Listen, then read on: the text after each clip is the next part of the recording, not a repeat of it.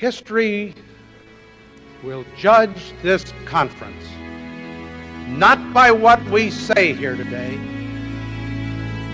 but by what we do tomorrow. The year after President Ford and world leaders signed the landmark human rights document, the Helsinki Accords, the U.S. Congress created the Commission on Security and Cooperation in Europe. No other country that's a member of the OSCE has a commission. We do. Known as the Helsinki Commission, the independent agency is comprised of legislative and executive branch appointees. Traffickers are always on the prowl. Commissioners use hearings, international meetings, and observation missions to ensure the 56 countries of the Organization for Security and Cooperation in Europe are living up to their commitments on the economy, the environment, security, and human rights. We've had people that have experienced anti-Semitism, have experienced racism, that are experts in the field, hearings and briefings that put a lamp on it, and I think that that is among the more vital things that we do. Whether it's human trafficking, or whether it's freedom for the media, or people being thrown in jail without the right to due process. All of those issues are concerns of the Helsinki Commission. It's much easier to talk to parliamentarians across the table than it is to correspond any other way. That really, I think, helped me to help foster better dialogue with other countries, to understand some of their, in particular, labor relations, their economic situation. The Helsinki Accords originally signaled a turning point in the Cold War, but the Commission gave them added weight.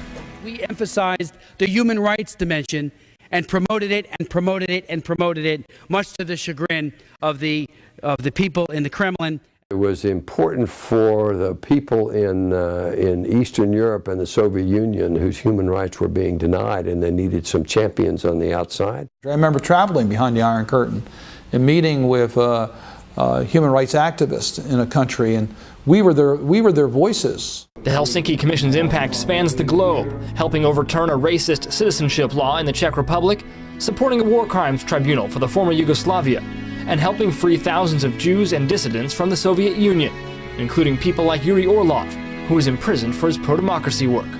This system of triangles between public inside, public outside, and governments outside works very well. We are a brother's keeper, and what we do to one another within our own country is the business of other people.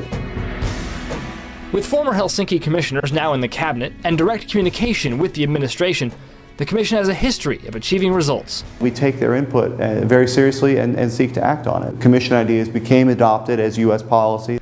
Commissioners lead U.S. delegations abroad. In favor, say aye. And reinforce commitments through legislation at home. The fact that we continued to work on the Helsinki process is a symbol, really, of what America's role should be in the world. We are truly in an interconnected world. Laws first drafted by commissioners have brought sanctions against authoritarian regimes, set global standards to combat human trafficking, and created transparency in the energy sector, always building on a 35-year legacy of leadership on human rights.